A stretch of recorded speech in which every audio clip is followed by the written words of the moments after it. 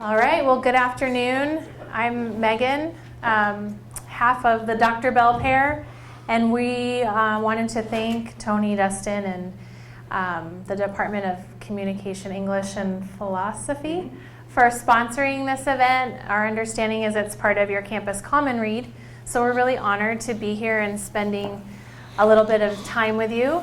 Thanks for the introductions. We don't often, the two of us, speak together. We hardly ever do that.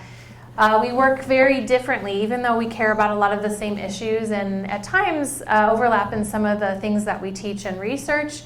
We operate very differently, so you could be in for an interesting hour with us as we go about this. And the other little caveat I'll get is our daughter, who is 13, we'll talk about her later. She's getting out of school right now. We arranged for someone to pick her up, but if I run out of the room with my phone, it's probably because she's calling us and needs something. So how many of you parent and school and work? Yeah, it's a lot, right? So we feel you on that, and hopefully you can be patient if we need to answer her phone call. So, so today, you heard a little bit about what we do. We both are faculty. I'm primarily an administrator, but I have a faculty appointment. And I teach mostly leadership courses, but a lot of the focus is diversity and inclusion and identity. And I do a lot of research on identity. I really, really love hearing about people's stories and how they got to where they are and how they understand themselves in the world. That's really what I get fired up about today. So I'm going to share a little piece of that. This is hard to do in an hour, but we're going to do the best that we can today. Did you want to say more about yourself? Sure. That was already introduced? That's fine. Okay. Hi. Yeah, so I'm Dr. Christopher Bell. I'm the other half of the Doctor's Bell. My work, my research, generally speaking, tends to do with what's called cultural rhetoric. That's what I do. I spend most of my time looking at the messages in media and how arguments are made. So most of my work is around gender. I also do a lot of study about race and sexual orientation and a bunch of other stuff. But most of my work is around gender. What kind of messaging do we give to our society about the nature of gender in media? So that's the work that I do. And yes, I do some consulting. I'm currently working with Pixar Animation Studios and Warner Media, HBO, and some other stuff. So it's pretty exciting work. So today, that's not what we're talking about, though. Although it is kind of obliquely. As you can see, the title of our presentation here is talking across the cultural and rhetorical divide. Because all of the work that I do and all of the work that Megan does really stems from this idea that who you are as a person plays a profound role in how you interact with other people in the world.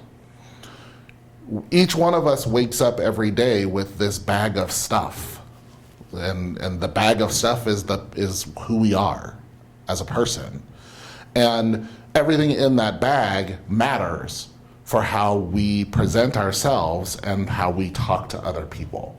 And so that's really kind of what we want to get into a little bit today, and maybe give you some different ways, different strategies to help when your bag of stuff is at exact opposition to someone else's bag of stuff. So that's what we're going to be doing today. We met a long time ago. This is us. We met a very long time ago. We have been together as a, partnership.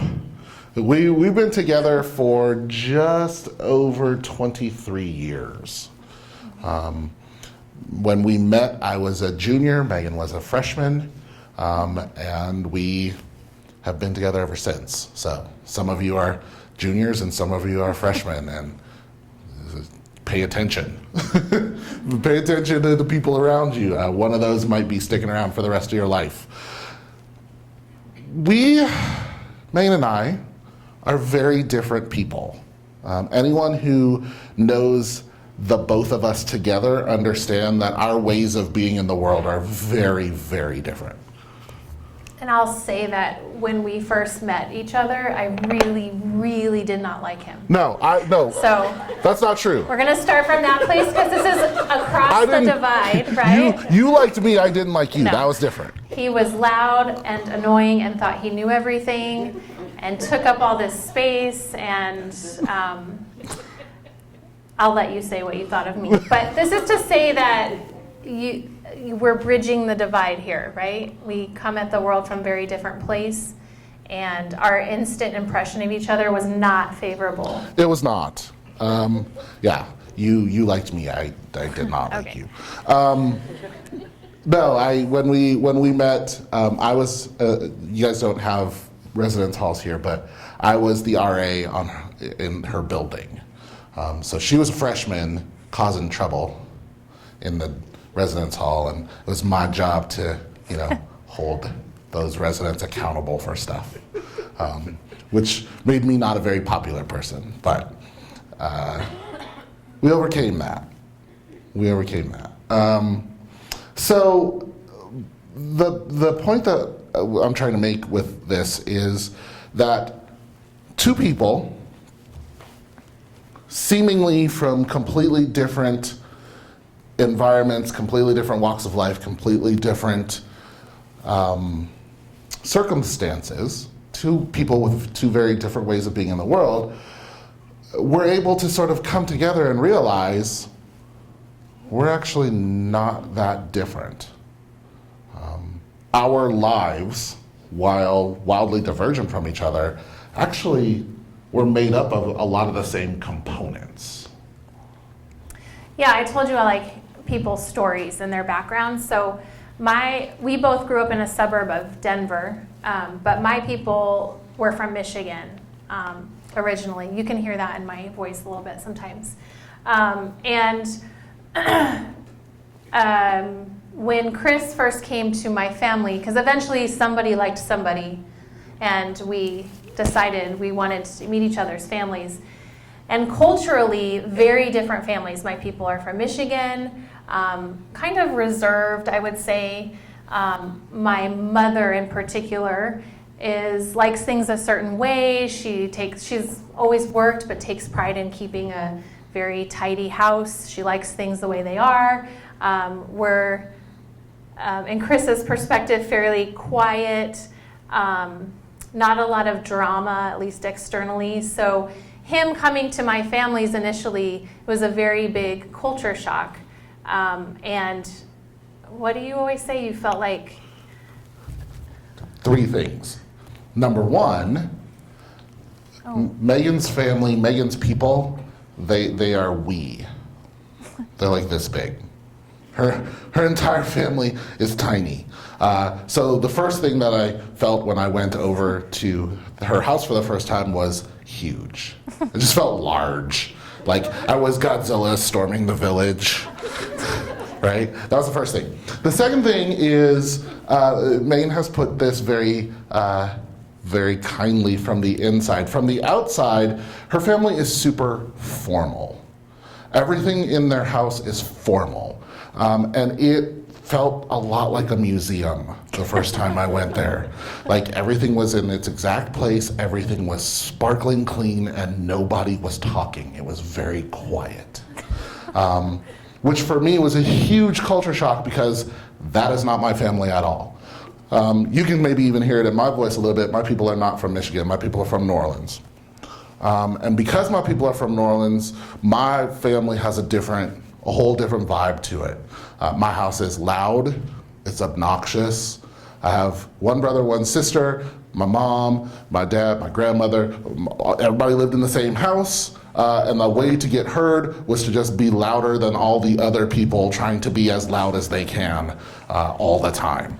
The 6 people in my house, I promise you, would be louder than all of you put together. It's just the way that it is in my house. It's a little chaotic.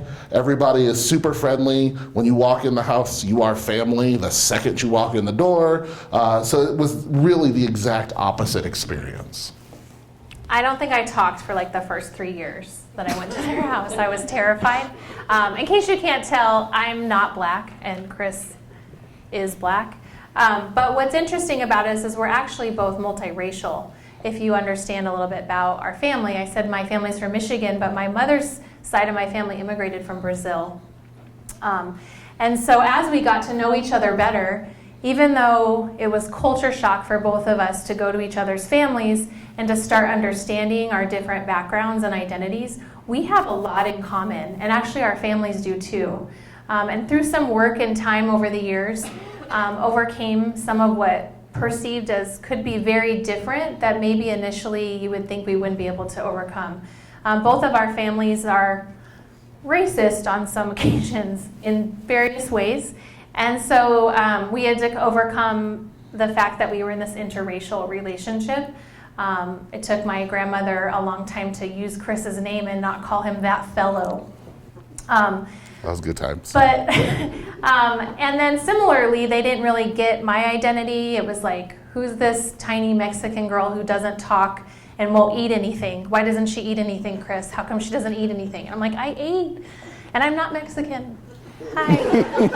So it took a while, but if you really start peeling it away, and I think what drew us to each other is we have a lot in common. Our parents both divorced. When we were about the same age. We were both raised Catholic. Both of our cultures have a very Catholic-centered way of being, both in New Orleans and in Brazil. We both do the whole Lent, Carnival, that's Mardi Gras kind of culture. Both family value education very much. Both of our dads moved away from their families and came to Colorado, and we're the only ones in their family to move away. So we had that. We didn't have extended family. So we actually had, when you peeled back the surface, a lot in common. And ultimately found that we shared a lot of values from our upbringing, even though when you first meet us, we're very, very different people. Very different. So just a little context, personal context, so you understand who we are, and that to kind of set the stage for what our actual purpose is today. Right. So when we show up to talk about, bridging the cultural divide, talking across a cultural divide, this isn't something that's abstraction or research or theoretical to us. Although both of us do research in this area, this is our daily lives. This is our lives together for the last 23 years, is how do we take what seems like this huge chasm that we should never have been able to get across and turn it into the strength of our relationship and the strength of our families. How is that possible?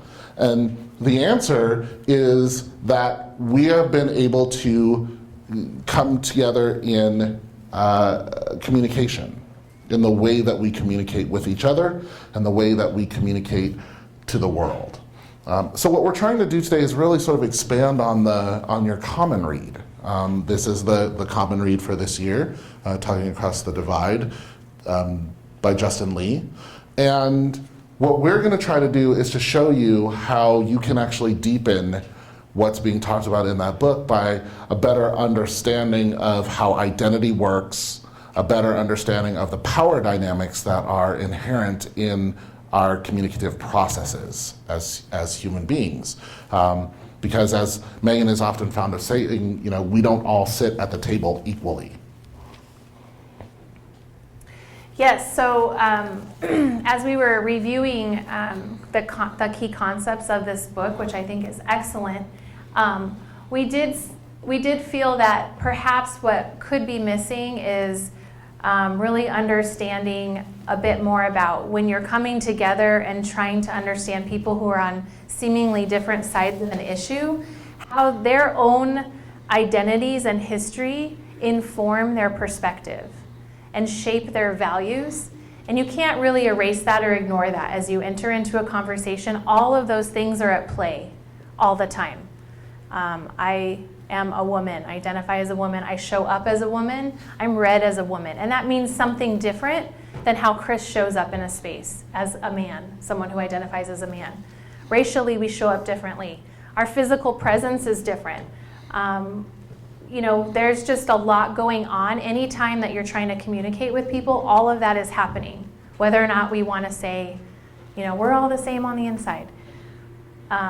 Yes, but because of the society and the way that we've all been raised up, you can't really ignore those differences, nor should we. They make things interesting and informative, and we've not been bored a day in 23 years because of those things that we see differently. We have a lot to talk about a lot of the time. And so sort of the way this is going to work today is Chris is going to present some theory, because he's the professor. He loves to lecture.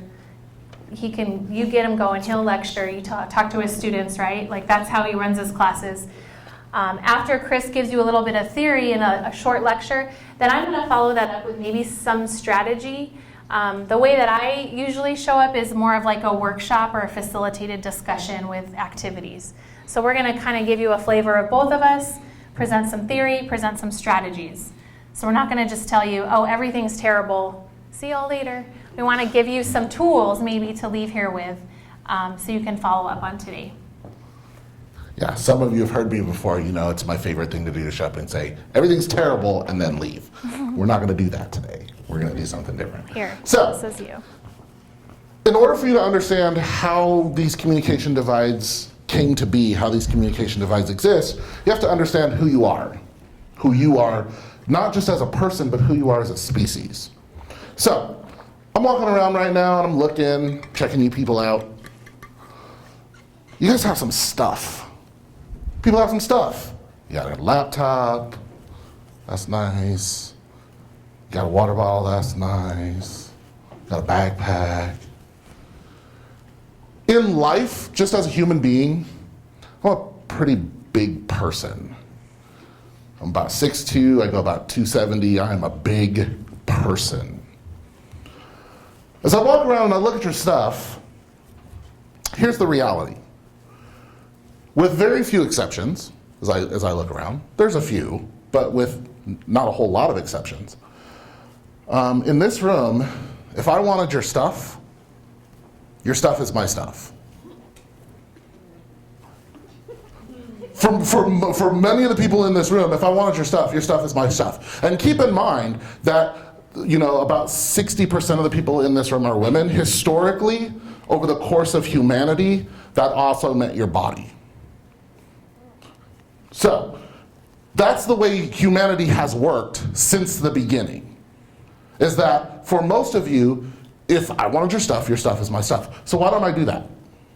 Why isn't that my laptop? Why isn't that my water bottle? Why isn't that my backpack? Why don't I do that? Because I'm civilized, but what if I'm not? What if I'm an animal? What if I'm not civilized? Yeah. Well, I'll come back to it. I lost my thought. Okay. Why don't I do that? Fear of the group. Well, sure. There's more of you than there are of me, but I could catch you in the parking lot. Why don't I do that? Consequences. Not just consequences, but what? You had it. I heard you. No? Not just consequences, but what? The law. We have laws, because we're trying to have a civilization over here. We have laws, right? If I come and I might get some of your stuff before some people show up with, come over here, and then I say no, and they say, well, I have a gun and a stick. That means yes. And then it's all over, right? We have laws. Let's go back 15,000 years. To when we are just sort of loosely coming into what we might contemporarily call civilization. Why don't I do that? I'm one of the biggest people in the tribe. Why don't I come over and, kick in the flap of your hut and you stab your husband in your sleep and now your children are my slaves and all? Why don't I do that? Guilt, but 15,000 years ago, I'm not so much guilty about that. Why don't I do it? It's more beneficial to work in a group. How many of you are there? A lot. How many of me are there? One. And I gotta go to sleep sometime, right? Now, you could all murder me in my sleep, but that's not the worst thing that could happen to me. What's the worst thing that could happen to me? You could be alone. You could get like a bunch of sharpened sticks and you could push me to the outside of the tribe. And now I have a big problem. Because now real bad stuff can happen to me, way worse than being dead. Number one, I wouldn't be able to hunt. I wouldn't be able to eat. So I could starve to death, and that'd be really bad. But even worse than that, there are real things out there that could kill me. Way worse than you people. The saber-toothed tiger could get me. Even worse than that, on the other side of the woods, there's a whole nother tribe of people. And if they get a hold of me, that could be really, really bad. But even scarier than that, there are gods that live in this wood. And the gods in the woods are way scarier than you because I don't understand the gods in the woods. So, it's in my best interest, as one of the biggest people in the tribe, to protect you from the people on the other side of the woods. You bake my bread, I defend the tribe, and we all live together harmoniously. It's in my best interest, right? This is baked into who we are as a culture, who we are as a civilization, who we are as a species. This idea that we have to get together. We have to. Except, it's 2019. And I don't need you. I don't. 15,000 years ago, I needed you. Today, I don't need you. I mean, I need you if you work at Domino's.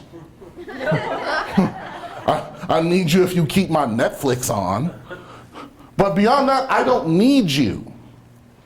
But it's baked into my DNA that I feel on the inside like I have to be a part of the tribe.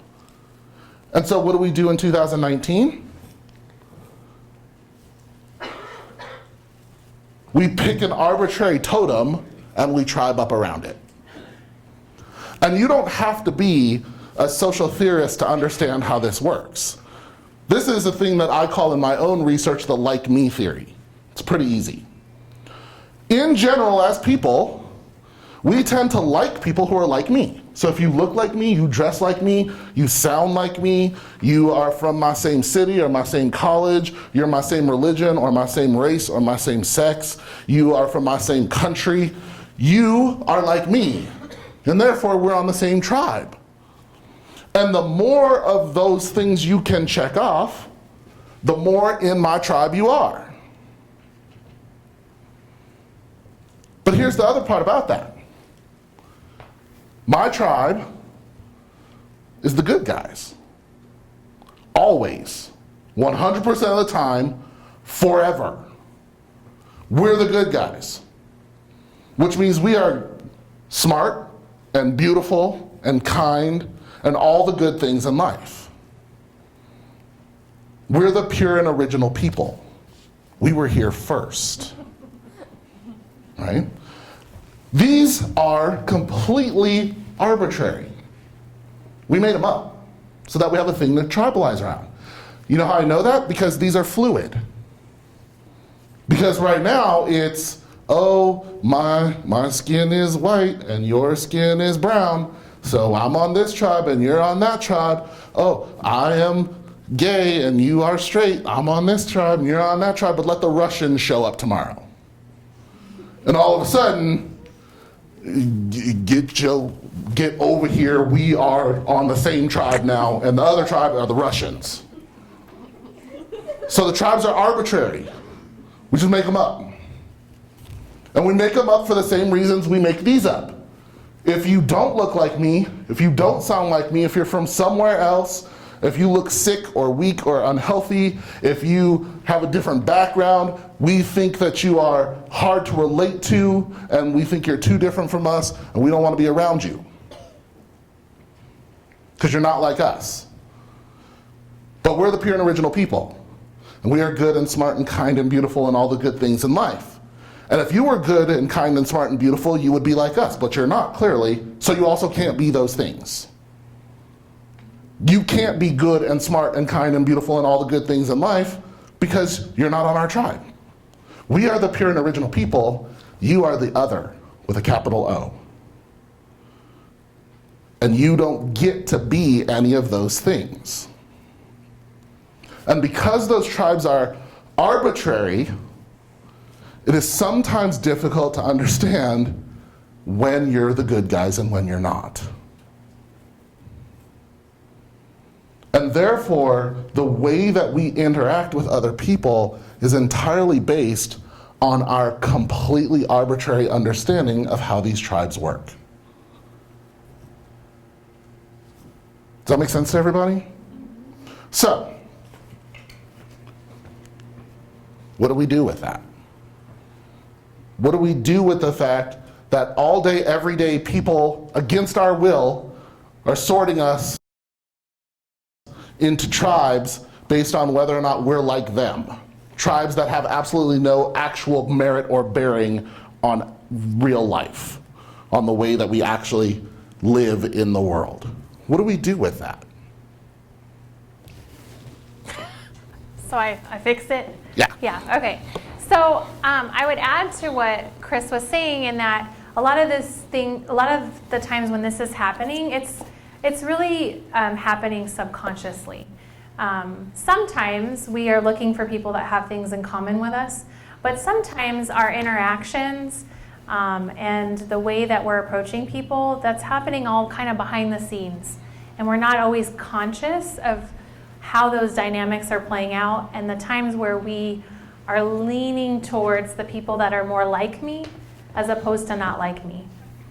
And so one tool that we can use to think about this is a tool that helps us understand our implicit biases that we hold, meaning our unconscious biases. So I'm not talking about I actively don't like you right now because you like the Patriots, because I hate the Patriots.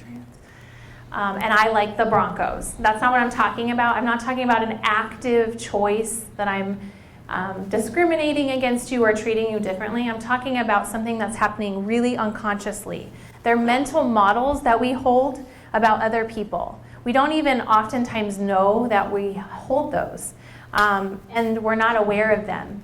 And it's because of the way that we've all been socialized in our society here. That's where they come from. So it's not that we're a bad person. It's just that the way that our socialization has worked through the media. Is that right? The media. You don't like when people say the media, right? I do not. How is it? Just media. Media. From media. Sounds weird. Okay. Yeah, it's not my discipline, so from media. And all the other ways that we're socialized, through our families, through our churches, our organizations, the things we're involved in. That's all socialization, is how these associations happen. So I'm going to show you a brief video to kind of explain a little bit more about the concept of implicit bias, and then we'll talk about what you can actually do to become more aware of these things that we hold unconsciously. Implicit bias. Implicit bias. Implicit bias. 2016 was the year that implicit bias went somewhat mainstream. Yeah, so when Hillary Clinton mentioned implicit bias in the debates, our phones started blowing up, all our friends started emailing us about it. But what is implicit bias? Implicit biases are basically thought processes that happen without you even knowing it. Little mental shortcuts that hold judgments you might not agree with. And sometimes those shortcuts are based on race. First, some clarity. Saying someone has an implicit bias is different from calling someone a racist. The word racist is a highly loaded term, right, here in American society. A lot of times, when people are using it, they're thinking of the kind of old-fashioned Ku Klux Klan style racist. But implicit bias isn't anywhere near that, explicit.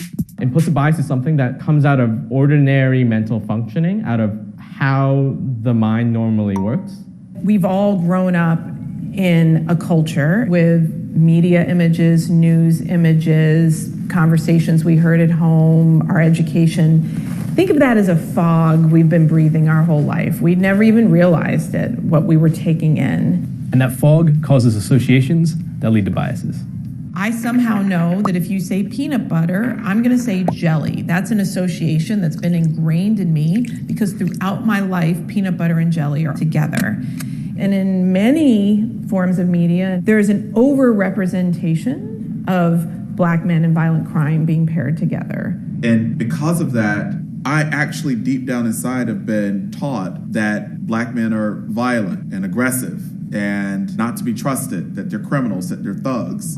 With all those associations, I'm not trying to let us off the hook, but in some ways, none of us stood a chance.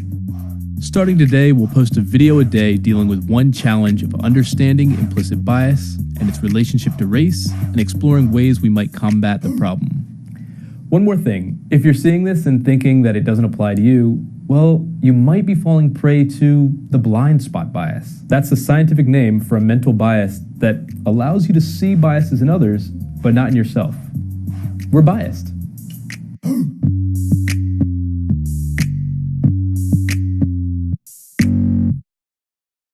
Okay, so a couple things there to reinforce. This is unconscious. These are things that are happening unconsciously without our knowledge or awareness. So every time we are enter into a conversation or a dialogue or a discussion with someone, these things are at play. So some researchers at Harvard have developed some tools to help us become more aware of what those blind spots are, what our unconscious biases are. So we don't have time for you to do one today, but if you go to this website, this is free, and they have a whole series of implicit association tests, the IAT, that are research-based that you can take, and they're on all sorts of different kinds of identities. So it's not just focused on race. In the video, it talked about racial identity, but there's ones that are talking about ability, religion, national origin, gender, sexual orientation. So if you are open to trying to get a deeper understanding of where you might hold some biases that you're not aware of, this is a good tool for you to use, and they're free. So you just have to go online and sign up, and you can go through the exercise. You know, you kind of have to be in the right mindset, though. I have the students in one of my classes take this, and I will say that there's a range of sort of openness to doing this kind of work. And I think your mindset's really important in going into it and being open and understanding that this doesn't mean you're a bad person. It's just we all have work to do. We all have things that we need to know and understand. You can't know what you don't know, what you're not conscious of. So this helps bring some of that to your consciousness. So for example, I consider myself to be a feminist. I believe in equality for women and men, people of all genders actually. And you know, it bothered me when I took one of the tests that I had an automatic association for males with STEM-related or math fields. And I was like, darn it, why? You know, I need to work on that. That I had some unconsciousness in me that automatically associated males with people working in the STEM fields, doctors, engineers, scientists. So that is something now that I took this that I kind of understand a little bit more about myself, and I can kind of pause when I'm entering in a conversation. What assumptions am I making here about women and men and these kinds of careers? I'll do you That's one just better. an example. I'll do you one better. I took the exam, and guess what? I have an implicit bias towards Black people and criminal activity, and I'm Black. Why? Because that is the media environment in which I live. That's the messaging I get from media all day, every day, swimming in my consciousness, is that there's something slightly shifty about my own people. So it's not whether or not you're a racist. It's about the environment in which you live and what your society tells you about yourself and about the people around you. So that's just so that you understand that the results can be very internally shocking when they come up. I was not expecting that at all. It's important, right, to disrupt this like me, people on my tribe kind of thing. I'm a teacher, so is Chris, and we want to make sure that we're treating our students equitably. So I need to make sure that when I enter a classroom that I'm trying to be as aware as I can about what assumptions I might be making about my students and how they show up in the classroom. That's really important for me to do as a teacher. So this is a tool to sort of disrupt, and as you enter into dialogue, think, where might I have some biases that I'm not aware of? So this can help you do that. So we've been talking for a bit. I'm going to have you all talk for a minute. You're like, what? I'm supposed to just be sitting here. Can you fast forward, Chris? So I just want you to get with a partner that you're sitting next to. And you're going to have a discussion with this partner. And the rules of your discussion is one person's going to start talking. Let's say something you're looking forward to. That can be the prompt. So you're going to start and you're going to say one sentence. So you say your sentence. I'm looking forward to going to the mall this weekend. Then the next person, the partner, has to start their sentence with the last word of the first partner's sentence. Weekends are my favorite. Got it? And you're just going to go back and forth and use the last word of the sentence to start the first word. You're going to alternate back and forth. You're going to just do that for a few minutes. So pair up just someone around you so you don't have to move too far, and give this a try. Give this exercise a try. Just make a friend. Someone sitting by you.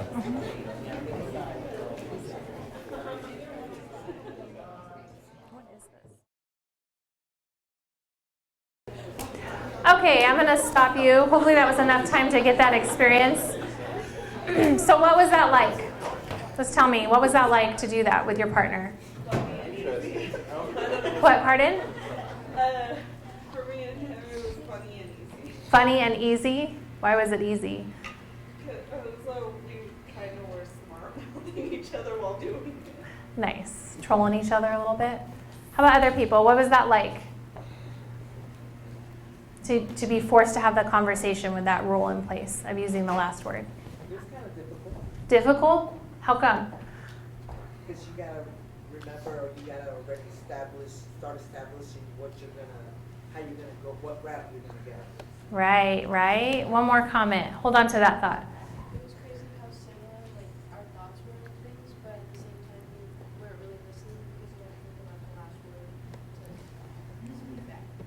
Yeah. So how often do we start formulating what we're going to say when someone's talking before they get to the end of their thought, right?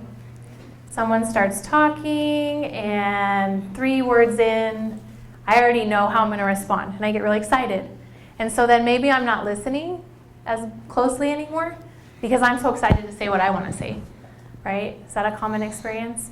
So I went to a speaker the other day on our campus, and they gave us the metaphor of, imagine that your partner's sentence or whoever you're talking to, whatever they're saying is like your arm here, right? And they start talking here at my shoulder, and the end of the sentence is the end of my fingertips. Where do you usually stop listening and start formulating your thought?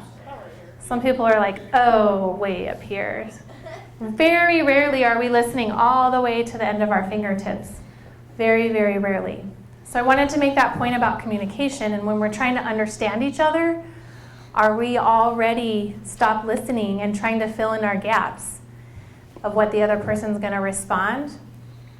And if you layer in that idea of implicit bias, we might already have made an assumption of how they're going to respond based on whatever we've kind of made up about them, whatever we've assumed about them. So I just wanted to give you a little bit of a practical exercise there about communication. That's going to feed into Chris's next part. There's another reason why this happens, and it's a reason that's not new. As a matter of fact, we've been talking about this reason for about the last 2,600 years. Yeah, think about what you're doing today, and what are you doing today that people are still going to be talking about 2,600 years from now? But there's a guy about 20, like I said, about 20, little over 2,500 years ago, by the name of Socrates. And Socrates was very concerned about the way that his society was going. Because there were these guys, they were called the sophists, and they were walking around teaching people how to become better at a thing called rhetoric. Rhetoric is strategic discourse. Rhetoric is how to argue. It's the skills that go into the act of persuasion.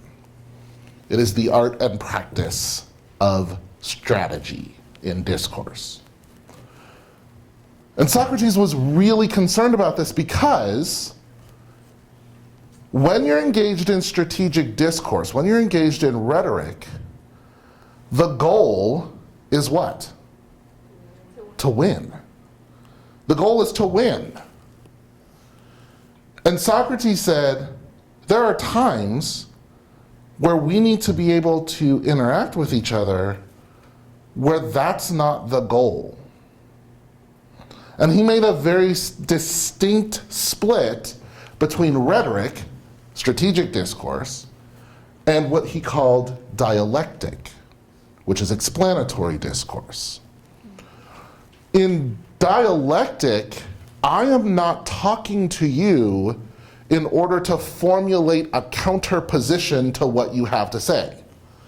I'm talking to you in order to understand your position, in order to understand what you have to say, in order to understand your place in the world, how you see things, how you feel things. Those things come together in order to create understanding. And in dialectic, there is no winner. Nobody wins at dialectic. Or more importantly, everybody wins at dialectic. I understand you, you understand me. And Socrates basically says that when we come together as a society, as a culture, we should come together in the spirit of dialectic. And the problem with that is not the society that you live in. You live in a society where the communicative default is rhetorical.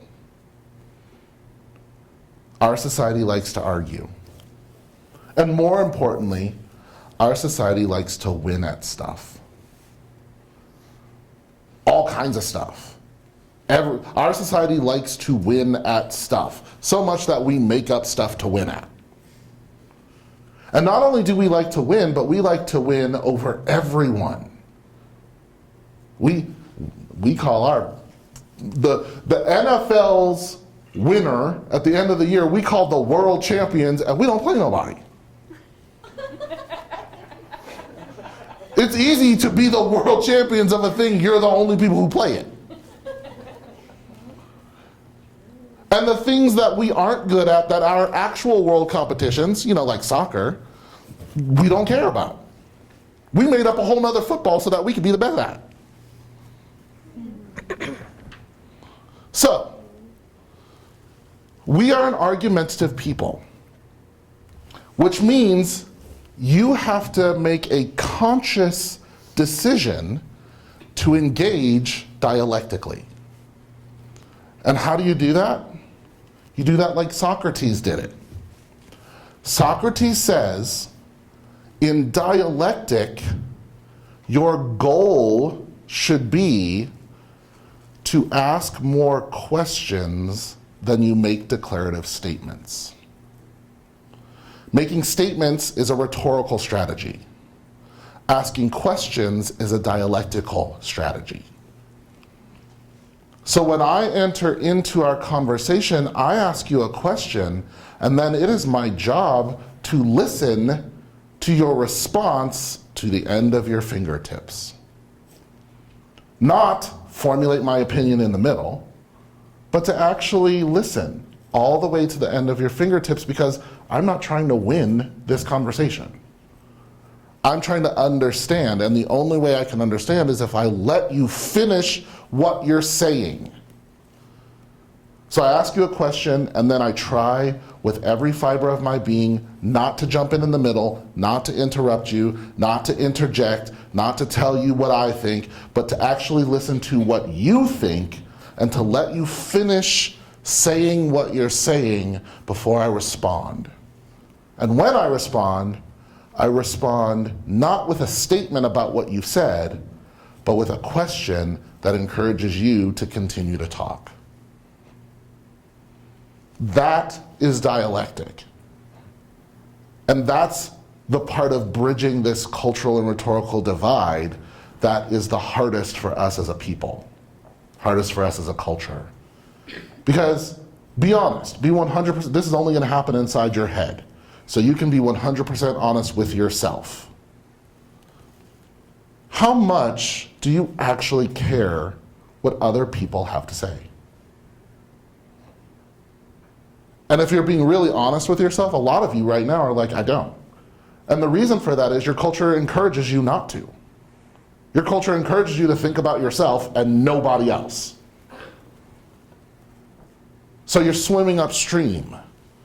It's a harder fight for you to actually enter into a conversation honestly with the idea that I'm going to understand who you are and you're going to understand who I am. It's a whole different framework.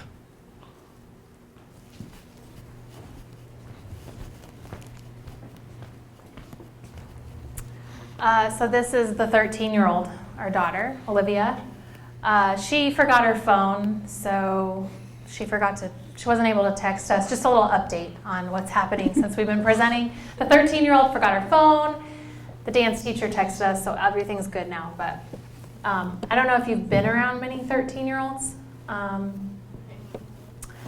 As long as we've been together, 23 years, we thought that we know we share a lot of values, we have a lot in common, we have a lot of history, we've been through ups and downs, we've moved all over the country together, we've both finished school together.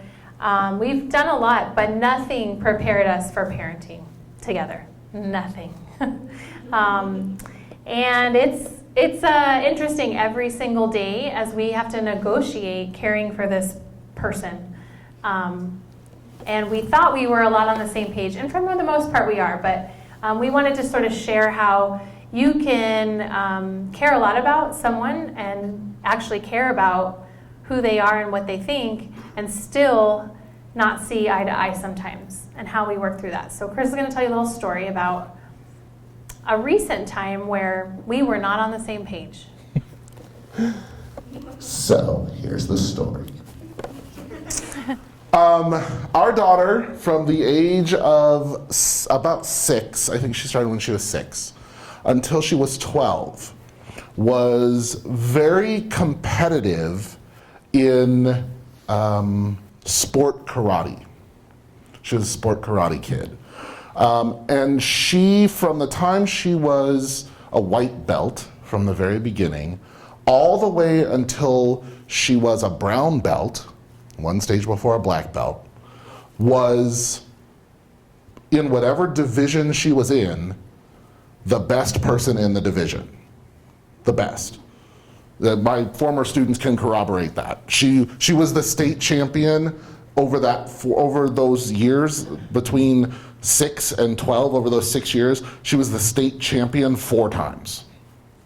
She was really good at it. And then, when she was 12, kids started going through puberty. And my daughter realized very quickly, she's 4'10", and she's gonna be 4'10", for a while at least. Other girls were literally an entire foot taller than her sometimes. And she started to lose a lot. She really wanted to quit. She really wanted to quit. She wanted to be done with it, mostly because she was tired of, literally physically getting her butt kicked quite a bit. And she wanted to quit. So she started dancing, using a lot of the same skills, a lot of the same body movements, a lot of the same musculature, but she moved over to dance. She was dancing ballet and jazz, and she was doing that pretty strenuously. And those two things started to conflict with each other. She would have dance rehearsal, but she would also have karate practice. And she would want to go to dance and not karate because in dance, nobody kicks you in the face.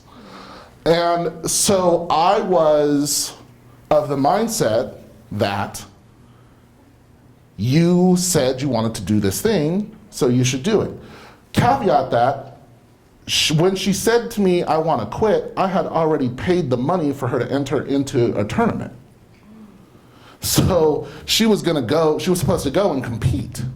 And the tournaments at the state level are not cheap. I had already shelled like $250 for her to go compete, right? So she comes to me, Daddy, I don't think I want to do this anymore. And my first instinct was, you made a commitment. You made a commitment. You said you were going to do a thing, and now you have to do it. There's backstory on this. And the backstory is, when I was a kid, I got to do a lot of stuff. A lot of stuff. Why did I get to do so much stuff? Because every time something was hard, I quit and picked up something else. And my mom loved me and said, follow your dreams, whatever you want to do.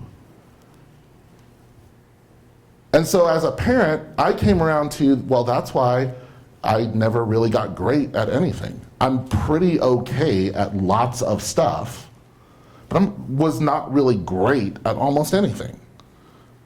Because I got just enough knowledge to be able to fake that I was good at it, but not enough to be able to actually be good at just about anything. And I didn't want my kid to do that. My kid is really good at karate, and I wanted her to be great. I wanted her to have the opportunity to be great. So I was like, no, you gotta stick with this. You gotta stay in the tournament. You gotta go. You made a commitment. So I was of the position that if she was really hating it, that she should be able to quit if she wanted to. Just to keep this on track here.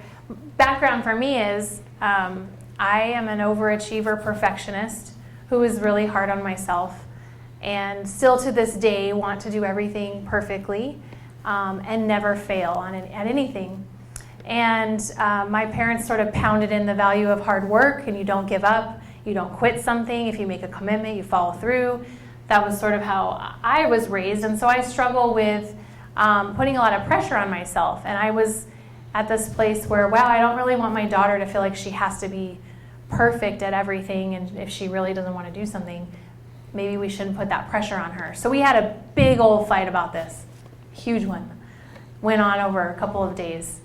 And our daughter's like, so do I have to do this or what?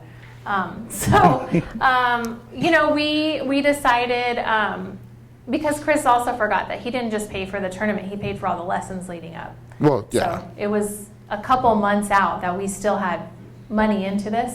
So we decided that she needed to finish the tournament and then she could quit if she wanted to. Because Chris was afraid that she didn't want to do the tournament because she was going to get beat and she was going to lose. And so she just was trying to avoid that. And she didn't really hate karate anymore. She just didn't want to get her butt kicked anymore. So that's how we came to the conclusion. So we share that example just to say that, I don't think any of us was either of us coming from a bad place. We both love our daughter very, very much. We want what's best for her. We're trying to raise her to be a capable, independent human being who makes good choices and is a good person. And so we both share that, but we were coming at it from a very different place based on our experience of growing up and sort of the things that we struggle with as people. And if you ever are co-parenting, that happens a lot, where your kid, how you were raised informs what you think about parenting. Either you want to do it just like your parents, or you want to do it the exact opposite of your parents, in our case. So it became a negotiation. And I think what we want to say is, really we had to get what is at the core of this conflict, right? Both of us wanted to win, let's be honest. We both like winning. but what's really going on here? What are like the underlying issues that we're actually fighting about here? It's not about karate, right? That just was the what we were fighting about, the issue. But really it's like, what do we value as parents and what are we trying to teach our daughter? And we both want to teach her how to stick with something and not quit anytime something gets hard, but not to put so much pressure on herself that it becomes a problem and she feels like she has to be perfect. That's sort of a hard balance to strike, I think, as a parent. So we had to really get dialectic, right, Chris? Yep. And really sort of understand where each other was coming from if we were going to figure out how to solve this. So Chris talked about questions as a strategy in trying to enter into a dialectic with someone. And I just wanted to leave you with our last sort of takeaway or our concept here is about how to ask good questions. So I don't know if any of you have heard of appreciative inquiry before. Has anyone heard that? So it comes out of positive psychology, the research in the world of psychology. And it's appreciative inquiry is a way to understand and explore coming from an appreciative or a positive framework, which sounds a little, when I first heard about it, I was like, oh, this sounds a little touchy-feely for me. But it's actually based on real research. And really what we want you to think about, so we're understanding our biases and who we are, and we're going to go into a conversation, we're going to listen to our fingertips, we're going to start asking some questions so we can really understand. But as we were planning this, I was like, not every question is the same. That's what appreciative inquiry teaches us. And that really every question has a direction and an energy, is how I like to think about it. And very rarely are questions neutral. Truly, if you think about it, when you're asking questions, the idea here is that they either carry a generative or a destructive kind of energy, right? So if you think about your intention in asking a question. So not all questions are the same, basically. And if you've ever been around a 13-year-old who is like a little time bomb, right? And you never know quite what's going to set her off, the way that I phrase the question as the mom is really important. And she hears things really differently. So I have to think about this a lot right now. Because I'm annoying, I'm mom, I'm super annoying. And I get a lot of eye rolling. And I have to think about my intention and how I'm asking questions of her. And so that's what this last part is about, is to think about what questions really build a bridge with someone and open up understanding and the room for that, and which ones kind of shut down conversation. Which questions offer a path to deeper understanding. And so you're like, what are you talking about? Yeah, we're trying to get to this dialectic, like Chris said. We're not trying to win when we're in a dialectic. We're trying to open up and understand and see if we can get to a shared understanding. And so there are three kinds of questions that you can think about. And this comes again from appreciative inquiry. Questions about purpose. And that's really those values questions, like what do people really believe about why they're here and what they actually care about? So you can kind of think about it in terms of their values. When you're in a conflict with someone or when you're on a different side of an issue, it's very rarely about that issue, right? Even if you think about something that's really up right now, guns, right? People have different perspectives on guns. It's not about the guns, it's about the underlying value. Some people value freedom. I want freedom. That's a really important core value to me. Other people value safety and security. I want to feel safe, right? And I believe that we can give up some of our freedoms for that safety. So that's what people are really fighting about when we're talking about controversial issues. So when you're going into shared understanding and you're sitting on opposing sides, see if you can get at that deeper, what is the purpose? What are people really caring about here? What are the values that they care about? And that's why they're so passionate usually about an issue.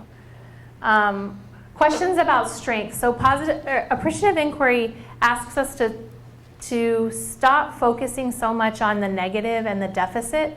which is sort of how we're socialized in our society. We focus on what's wrong.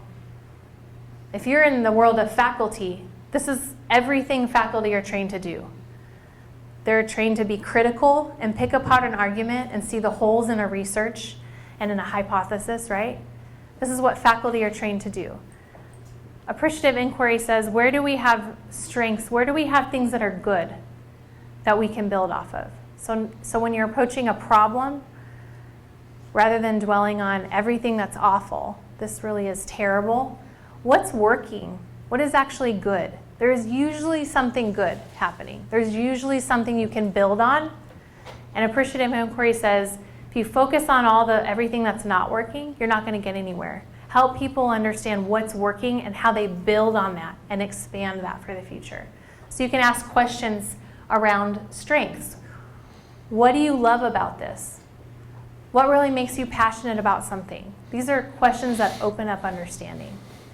If you allow people to talk about the positives or the strengths. And finally, questions that connect to the future. So where do you want to be? What's your vision? What do you want to get to? When I talked about the gun issue again, what kind of society do we want to live in? What would be ideal? What would you want for us as a country, as a society? Give people the opportunity to talk about that, and I bet you can find a bridge there.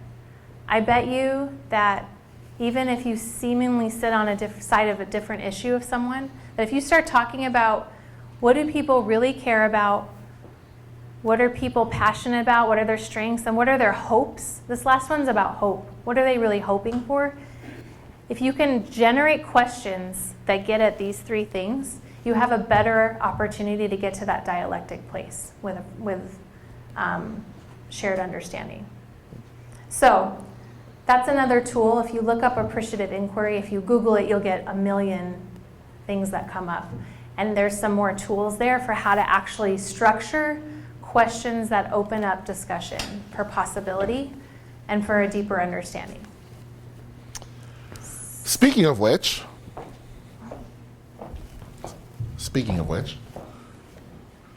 that's what we have for you. And so now, it's your chance to ask us some questions. What do you want to know? What are you thinking about? What can we answer for you? What's on your mind? All the way in the back. So what if you're in an argument and the person is not using any of these strategies and just wants to win and is trying? So that's a really good question. Repeat. What do you do when you are entering into a conversation dialectically and the other person is entering into the conversation rhetorically? What do you do? And the answer is you continue to converse dialectically. You continue to just keep asking questions. Socrates did this masterfully. Socrates was up against some of the greatest rhetors of his day, people like Gorgias and Phaedrus, and he would, just continue to ask them questions. Fine. You want to argue? I don't want to argue. I want to understand where you're coming from. So cool. You continue to tell me what you need, what you're feeling, what you're thinking, and I will continue to ask you questions that allow you to continue. You let them punch themselves out. Basically. You outlast them. You just continue to ask them questions. Do you know how hard it is to be angry at someone who is not being angry back at you? How much mental energy it takes to continue to rage at someone who is just being kind? It's damn near impossible. So what do? You just keep asking them questions and just keep letting them talk until they've talked themselves out. And then you say, here's what I'm hearing you say. Here's what I understand. Do I understand what you are saying to me? Because that's my goal. My goal is just to understand what you're saying. It's not to win. It's not to present I'm just trying to understand where you're coming from. That person gets to leave the conversation thinking they've won. You've entered in dialectically, so you have, gotten what you wanted out of it, and you've opened up a space where the next time you begin to interact, you're entering, there's a greater possibility that they're going to come in dialectically as well. You want me to say? Well, I don't know. Do you have something? I will say, though, that it may just not be possible. I mean, we're giving you some strategies, but you may have to just walk away. You may have to say, we're both really emotional. Maybe we should talk about this later. Or, you've put in your best effort for understanding, and then this other person just isn't in a space right at that time to be able to do that. You say, yeah, I'm not going to win this. And is it worth it to me? Do I actually need to continue this relationship? It's worth it for us. Where are you? It's worth it for us to continue to have to come to a shared understanding because we have decided to be married and raise a kid. It's worth it for us to put in the effort and to continue the fight sometimes. But it may not be. If it's somebody that, it's a group project and you only have to work with them 2 more weeks, I don't know. Do you want to put in all the energy? So there may be times where you just kind of have to say, I've given in my effort on my end. This person's not ready to hear or engage with me in a positive way. So is this relationship worth continuing to try to put in this energy? So I think you need to kind of understand where that line is for yourself. Yeah. Yes, sir.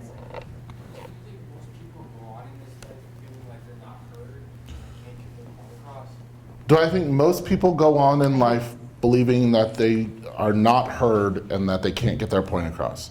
Yes. They're always trying to make that point because a lot of people are trying to make a point that even other people that they agree with, they're trying to make the same point, but still yet they feel unheard. Yeah, I think most people feel like they're not being heard. And the reason people feel like they're not being heard is not that they're not being heard, but that they're not being listened to. And those are two very different things. I think most people feel as though other people are not entering into discussion with them dialectically. And it's because they're not. Most people don't feel like they're being heard because they don't feel like they're being listened to because they're not being listened to. All that person's doing is waiting to hear the thing that they will be able to make a comeback, instead of actually hearing and listening to what that person is saying. I think we feel that way because that's the way we are in society. And it's easy to just get frustrated. Nobody's listening to me. Because they're not. We do this in lots and lots of different ways. We listen for the thing. We listen to someone, for example, this is not the kind of society where someone will come up to you and say a thing and you'll go, "Thank you, kind sir, for that information. I didn't know that, and I'll sit here and I'll, ponder that for a little while, and perhaps it'll change my entire worldview, and that was really useful. Thank you." That is not what we do at all. What we do is we listen for the thing we think we already know, and then we hear that, and then we go, "You know what you're talking about." Or we listen for the thing we think we already know, and when we don't hear that, we go, "You don't know what you're talking about." Well, that's not being listened to at all. That's just us reinforcing what we already have in our head, many times of which is absolutely factually inaccurate. Absolutely incorrect in every way, but it doesn't matter. It's what we think is true, which makes it true to us. Isn't So that we're not listening at all. confirmation bias? It's confirmation bias, yeah. It's a different kind of bias. It's a different kind of bias. Yeah. I think that there's so much power in just validating people's experience and their story, and who they are. And I don't know that that happens a lot. In the classes that I teach, we talk a lot about identity and some really hard issues, racism and sexism and all these ways that people have been invalidated. And it gets kind of personal, but if you can open up a space where people feel like they are heard and validated for their own experience, I think, and it doesn't matter who they are, what their identities are, I think everyone wants that. Everyone wants validation. And a lot of times people act out in weird ways because they haven't gotten that and they're looking for that, and they're looking for that attention. So sometimes the people that are the loudest and the angriest and the most obnoxious, they're looking to be validated. They're looking to be heard and seen for who they are. I don't know if anybody watches Queer Eye right now. Okay, so if you don't, I really love this show right now because these 5 guys, they just go and they don't judge, even though it's a makeover show, kind of in a way. They validate. They say, you are important, and we hear you and we see you. And we want to know more about what you're passionate about and what you care about, and then we're going to help you. You know, so it's a very validating experience, and almost every single episode I've seen, the person gets emotional when they say, we see you, we hear you, we recognize your struggle. That's powerful, and we don't do that a lot. And you know, they just connect, and we don't do that a lot. We don't just connect and hear people and see people for who they are. So I think we're at a one more question. Chris, you get to pick. All right, you've had something for a while. What do you got?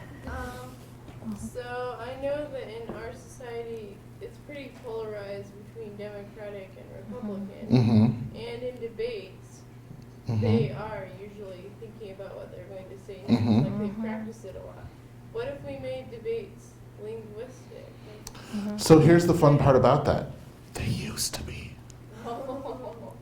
When we first started this idea that the people who were going to try to run the country should enter into conversation with each other about the nature of what it means to run the country, they used to.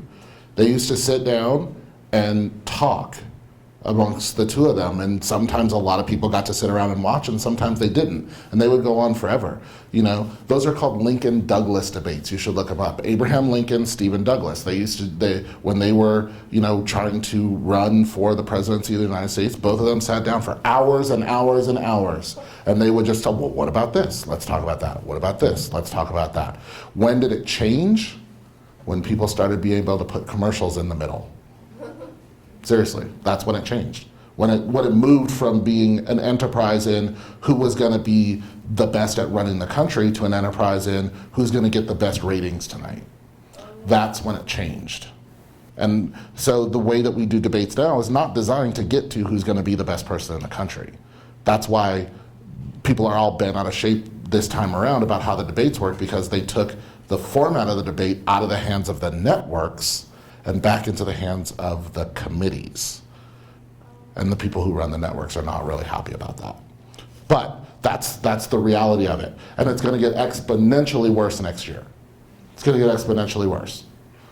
Because for better or worse, that's the downside of the media age, is that we've lost the ability to sort of tell who's going to be the best to run the country. All we care about is, hey, the guy who represents our tribe is on TV, so now we can all wear our team colors and we can all, pretend like we were the pure and original people and like we're the good guys. And more importantly, we can pretend like the people who are on our same tribe, who live next door to us or across the street from us or whatever, are somehow completely different from us in any way and are therefore the enemy. It's not about who's going to do best for the country. It's the anti-dialectic. It is rhetoric at its most abusive form. It's weaponized rhetoric. So Well, on that lovely everything's note- great. I promise you I was going to do that. Everything's terrible. Good night. No. Thank you for inviting us in. Thank you for playing with us. Thanks for hanging in. Thanks for your good questions. We're going to stick around for a minute if you want to come up and talk to us after or whatever. That's totally cool.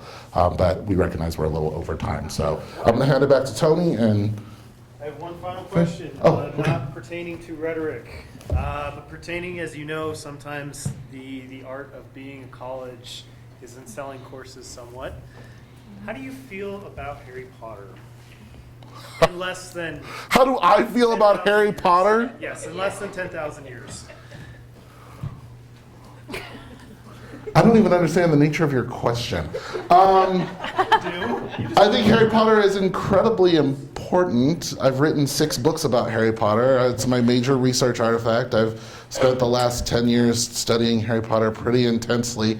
I think it's a pretty good model for understanding how societies can turn from doing what's best for the people inside of it to doing what is best for one person and one person only. And I think it's absolutely mirrored in the society that you live in right now. Am I saying Trump is Voldemort? Kind of. But less in philosophy and more in practice. So if you were to had the opportunity to take a class in which we discussed J.K. Rowling as an author, particularly as it pertains to some interesting subjects, how would you feel about that? Oh, you mean like if you were going to do stuff like Harry Potter and identity, or Harry Potter and socioeconomics, or Harry Potter and, you know, race relations, or Harry Potter? I think that would be incredibly interesting. Well, as it happens, for those of you who also feel the same, and I'm assuming since you came here, you're probably some level of nerd, most of you, you might check out Literature 246 next semester. a promo. That's on the roster right now. I think it's Tuesday, Thursdays at 8 a.m. Is that correct? 9:30. 9:30. There you go. So check it out. Thank you all for coming out here tonight. That was, of course, my standard university plug. So we all know how this goes. I know a guy who writes a lot about Harry Potter. You might read some of his stuff in that class, so, you know, who knows? Could you please all thank me and thank them? Thank me? Could you please all thank Tony? Please join me in thanking them for spending their time here with us Thank tonight. you all. Thank you all. Thank you. Thanks for coming.